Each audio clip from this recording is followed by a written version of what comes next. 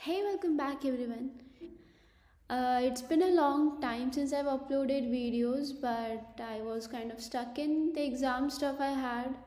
So, anyway, I'll try uploading consistently. A lot of people tell me about uploading videos, so stay tuned.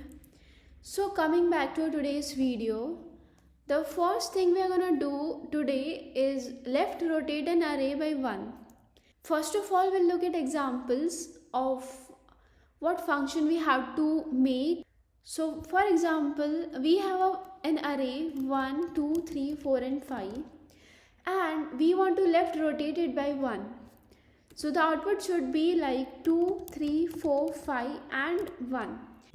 In this sample, you can see that array element which is on the first position, it goes to the last position, and the remaining array elements, they move one step forward. Similarly, if we have another input such as 12, 15, 23, 14, 20, and 19, the output should be something like it should be 15, 23, 14, 20, 19, and the first one goes last, it will be 12.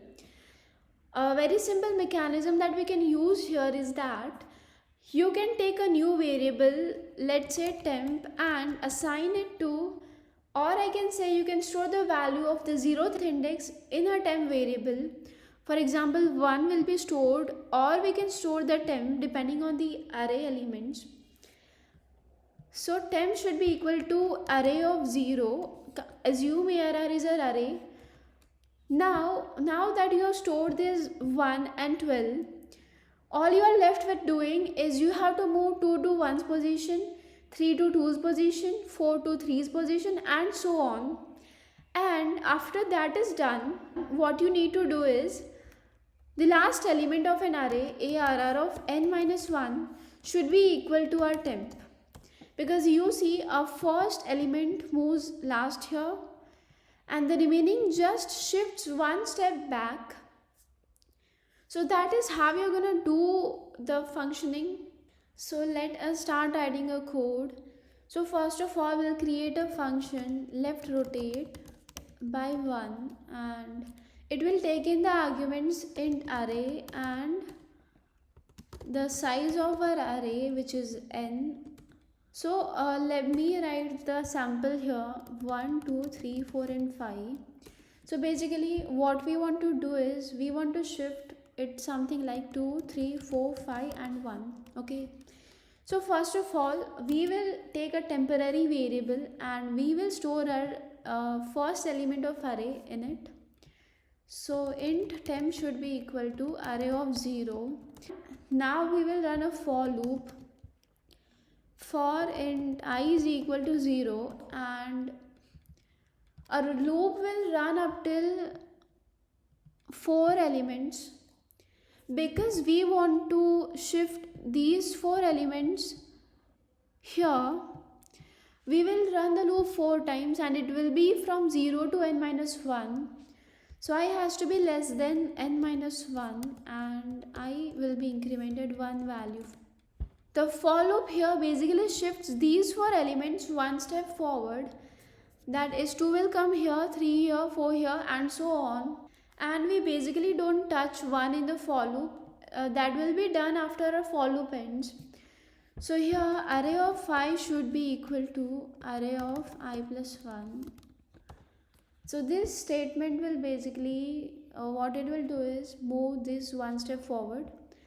And finally, when our loop is done, what we are doing is we want this 1 at the last position, and the last position in our array will be array of n minus 1.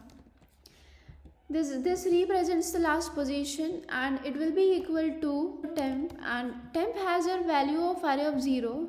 That means 1, and our last array element will now be 1. So this was the function we had to do. Now let's write our main function here, int main, and we are gonna take 2 variables and array of, let's say, 100 and We'll see in n and we'll run a for loop to get the values of array elements. And I is equal to 0, I has to be less than n, and I plus plus. Seen array of 5, and finally we are gonna pass the values to our left rotate function array comma n, and finally we are again gonna run a for loop to see out the value of the rotated array. We'll just change cout. Let's run our program and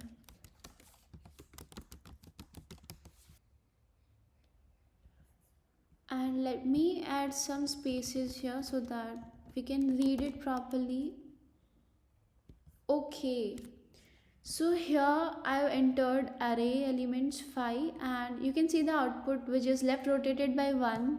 We can try it out with different values here. Let's say I want to enter 10 elements, and they are like 1, 2, 4, 3, 5, 6, 9, 7, 8 and 10.